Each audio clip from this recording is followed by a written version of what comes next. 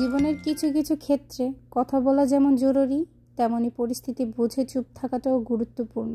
জীবনে এমন কিছু মুহূর্ত আসে আমাদের, যখন সরব থাকার চেয়ে নীরবতাই হয়ে ওঠে বেশি শক্তিশালী। মনে রাখবেন, নীরবতাই শক্তির আরেক রূপ। আসসালামু আলাইকুম, welcome back to my channel. কেমন আছেন আপনারা সবাই? আশা করি আল্লাহর অশেষ রহমতে আপনারা সবাই ভালো আছেন। আলহামদুলিল্লাহ, আমরাও ভালো আছি। চলে এলাম আবারও আপনাদের কাছে একটা নতুন ভিডিও নিয়ে। অনেকদিন পর ভিডিওটা আপলোড দিচ্ছি। আসলে শরীরটা ভালো ছিল না, আর কিছুদিন যাবত আসলেই আমি অনেক অসুস্থ ছিলাম, তার জন্য ভিডিও দিতে পারছিলাম না। ইনশাআল্লাহ এখন থেকে চেষ্টা করব আগের মতো ভিডিও আপলোড দেওয়ার। আসলে প্রতিদিনই চেষ্টা করি যাতে ভিডিওটা আপলোড দিতে পারি, কিন্তু পেরে উঠি না। কি আর করার, যেহেতু একা থাকি, সব কাজকর্ম একা হাতে করতে হয়। অসুস্থ থাকার পরেও কিন্তু নিজের কাজটা নিজেরই করতে হয় আমার।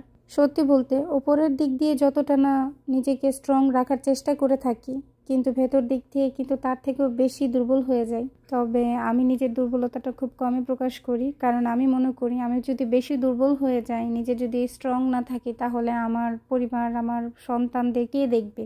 তো ওই দিক দিয়ে যথেষ্ট চেষ্টা করি নিজেকে স্ট্রং রাখার, আর সবটা করার চেষ্টা করি নিজে নিজে। ভিডিওর শুরুতেই দেখতে পাচ্ছেন ব্রেকফাস্ট রেডি করছি, সকালের ব্রেকফাস্ট বাচ্চাদের জন্য।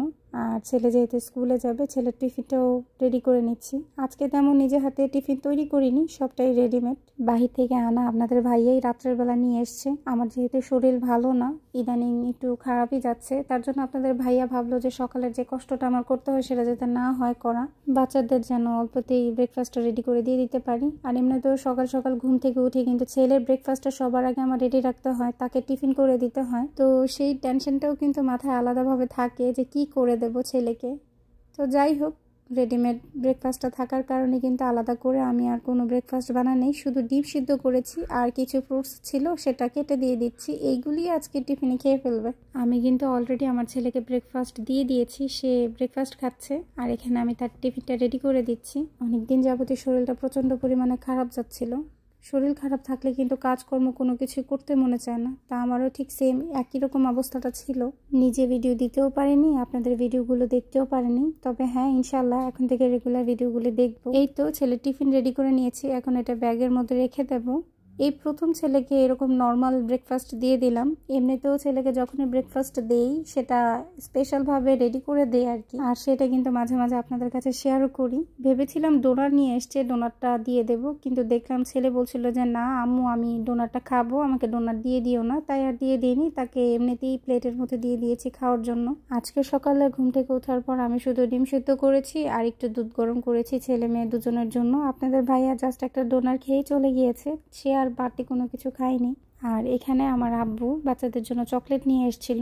তো চকলেট নিয়ে আসার পর চকলেটের এই হাত, এক বক্স চকলেট থেকে এখন মাত্র 4টা চকলেট রয়েছে। ছেলে মেয়ে অলরেডি অনেকগুলো চকলেট খেয়ে ফেলেছে। ছেলে তো স্কুলে যাওয়ার সময় কতগুলো চকলেট নিয়েও গিয়েছে, এখন তা থেকে 4টা চকলেট রয়েছে। এখন একটা চকলেট আমি এখন ছিঁড়ে খাবো। ভাবলাম যে ছেলে মেয়ে খায়, আমি কেন খাবো না। চকলেটের প্রতি ছোটবেলা থেকেই আলাদা একটা দুর্বলতা রয়েছে আমার, তাই বেশি না খেলেও অল্প হলেও একটু খাই। আর আমার আব্বু চকলেট নিয়ে এসছে, আমি না খেলে কি হয়? আমার বাবার দেওয়া চকলেট, সেটার মধ্যে অধিকার বোধটা একটু বেশিই থাকে। আমার শরীর খারাপের কথা শুনে আব্বু এসছে আমাকে দেখতে। আগের দিনই বলেছিল আসবে, কিন্তু আমি বলেছি আসবেন না, আসার দরকার নেই, আমি ঠিক আছে, আমি ভালো আছি, এত কষ্ট করে আসার প্রয়োজন নেই, আমিই না করে দিয়েছিলাম। তো আর রাতের বেলা আসেনি, তো দুপুরে একটু আগেই চলে এসছে। আসার পরই আব্বু বলছিল যে রান্না বান্না আমিই করবো, তোর কিছু করতে হবে না। তো কি বলে, আসলে বাবা মা কাছে নেই তো কি হয়েছে, বাবা তো আছে, আমার আব্বু আছে। তা আব্বু আসার পরে আমি তরকারি যা আছে মোটামুটি হালকা পাতলা এগুলি কেটে দিয়েছিলাম, আর আব্বু রান্নাটা বসিয়ে দিয়েছে। আমি বারবার না করেছিলাম যে আব্বু রান্না করার দরকার নেই। আব্বু বলছিল আমি রান্না করি, আজকে খেয়ে দেখ আমার হাতের রান্নাটা। বরাবরই আমার আব্বুর হাতের রান্না অনেক মজা হয়। তা আজকে আমি করলা ভাজি কেটেছিলাম, এটা আব্বু ভাজি করেছে, আর মাছের ভুনা করেছে। আমার আব্বু সব সময় একটা কথা বলে, সেটা হচ্ছে তুমি যদি কারো উপকার করো, তাহলে উপকার করা ব্যক্তির কাছ থেকে কোনো রকম উপকার বা হেল্পের আশা করবে না। আর যদি তুমি কোনো আশা করে থাকো, সেই আশা করো আল্লাহর কাছে, এই ভেবে যে আল্লাহ, আমি যে ব্যক্তির উপকার করেছি সেই ব্যক্তির উপকারে যদি তুমি খুশি হয়ে থাকো, তাহলে ওই উসিলায় তুমি আমাকে বিপদ থেকে উদ্ধার করো। মনে রাখবে, বিপদে পড়লে সবার আগে আল্লাহকে স্মরণ করবে, কারণ তিনি সকল কিছুর মালিক। আমি তোমার আব্বু, আমার কোনো সাধ্য নেই তোমার দুঃখ দূর করার, যদি না আল্লাহ চায়। আমি তোমাকে সান্ত্বনা দিতে পারবো বাবা হিসেবে। আমার আব্বুর বলা প্রতিটা কথা আমি মন দিয়ে শুনি, আমার ভালো লাগে। আর আমরা এইভাবেই কিন্তু আমাদের বাবা মায়ের কাছ থেকে শিক্ষাটা পাই। বাবা মা যদি তার সন্তানকে ভালো শিক্ষা দেয় তাহলে সে ভালো শিক্ষাটা পায়, আর যদি খারাপ শিক্ষাটা দেয় তাহলে সে খারাপ শিক্ষাটা পায়। এমন না যে কোনো বাবা মা তার সন্তানকে খারাপ শিক্ষাটা ইচ্ছা করে দেয়, তবে দেয় সেটা অজান্তে। নিজেদের অজান্তে নিজেদের সন্তানের কত বড় ক্ষতিটা যে তারা করে ফেলে সেটা তারা জানতেই পারে না এবং কে বুঝতেও পারে না। এই তো আপনাদের সাথে কথা বলতে বলতে কিন্তু খেতে বসে গিয়েছি। আর এখানে এই যে আব্বু যে মাছটা ভুনা করেছিল এটাও খেয়ে নিচ্ছি। আর এই মাছটা ছিল সামুদ্রিক মাছ, ভীষণ মজা হয়েছে। আর এটা হচ্ছে বিকেলের দিকে। আমি অনেক দিন যাবতই বলছিলাম আব্বুকে, আব্বু আমি মিষ্টি খাবো, হাতে বানানো মিষ্টি। আমার আব্বু আবার খুব ভালো মিষ্টি বানাতে পারে। তো আব্বু বলছিল যে মিষ্টি বানানোর ঘরের মধ্যে কিছু আছে কিনা। তো আমি বলেছি ময়দা আছে আর সুজি আছে। তো বাকিটা আমার আব্বু বাহির থেকে কিনে নিয়ে এসছে, বলছে যে আজকেই তোকে মিষ্টি বানিয়ে খাইয়ে দিয়ে যাব। আমার ঘরে গরু দুধটা আর চিনিটা ছিল না, এটা আব্বুই নিয়ে এসছে। এখানে এই ডিশের মধ্যে কিন্তু আমার আব্বু প্রথমে গরু দুধ দিয়ে দিয়েছে, তারপর পাশাপাশি দিয়েছে ময়দা, ময়দার পরে দিয়ে দিয়েছে সুজি, এরপর দিয়ে দিয়েছে চিনি। চিনির পরিমাণটা কিন্তু অল্প দিয়েছে। আব্বু বলছিল যেহেতু শিরার মধ্যে ডোবাবো তার জন্য এখানে অল্প পরিমাণে চিনিটা ইউজ করেছে। আর হ্যাঁ, আমার আব্বু কিন্তু ভালো করে হাতটা ক্লিন করে কিন্তু মিষ্টিটা বানাচ্ছে। যেহেতু আমার ঘরে গ্লাভসের ব্যবস্থা করা নেই তার জন্য হাতেই বানাচ্ছে মিষ্টিটা।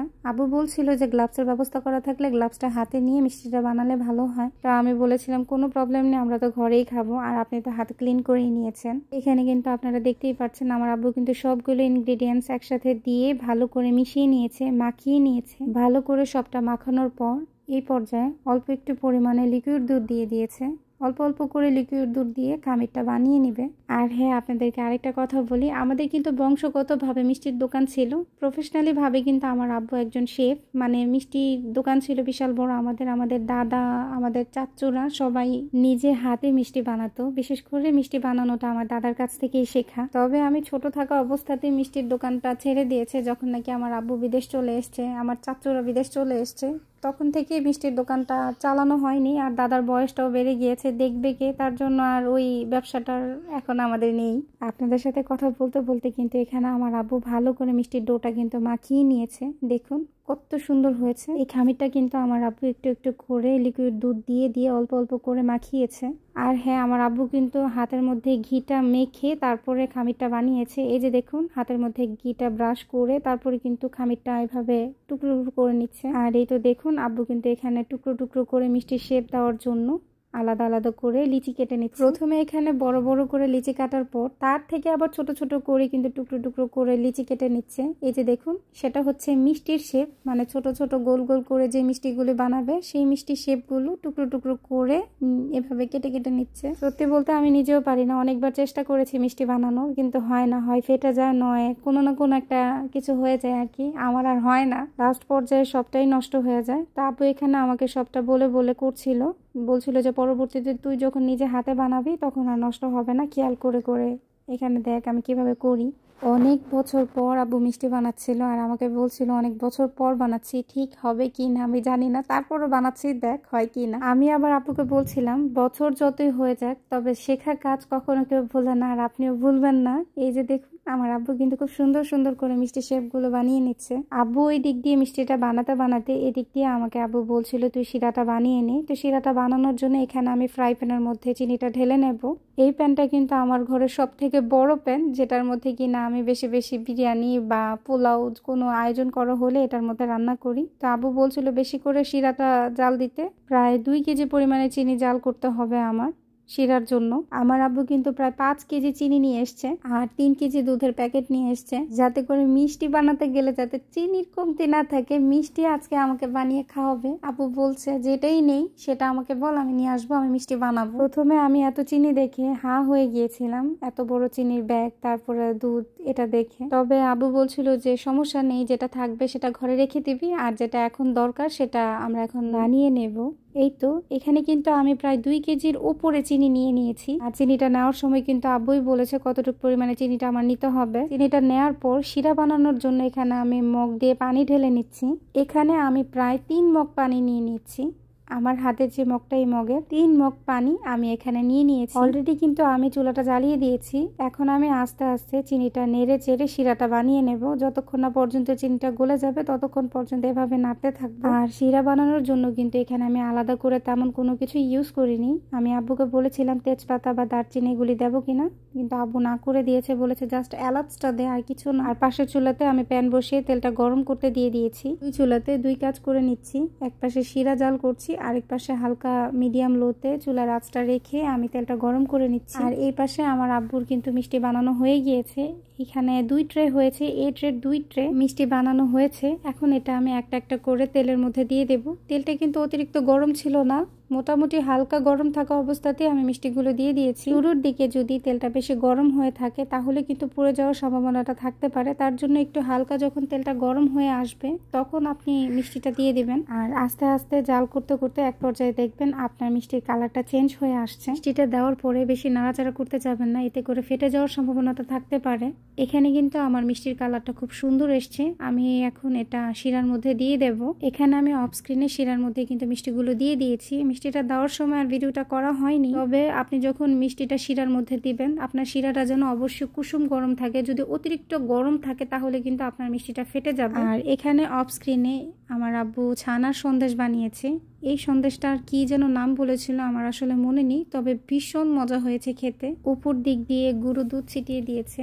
দেখতে কিন্তু একদম দোকানের মিষ্টির মতো লাগছে। খুবই লোভনীয় হয়েছে আর খুবই ইয়াম্মি হয়েছে। মিষ্টি বানানোর পর কিন্তু আমরা খাওয়া দাওয়া করে এই পর্যায়ে এইটুক পরিমাণে মিষ্টি রয়েছে সেটা কিনা আপনাদের কাছে শেয়ার করছি। আসলে এত বছর পর আব্বু যে মিষ্টি বানিয়েছে আর মিষ্টিগুলো এত সুন্দর পারফেক্ট হয়েছে, কি বলবো, বলার ভাষা নেই। অনেক মজা হয়েছে।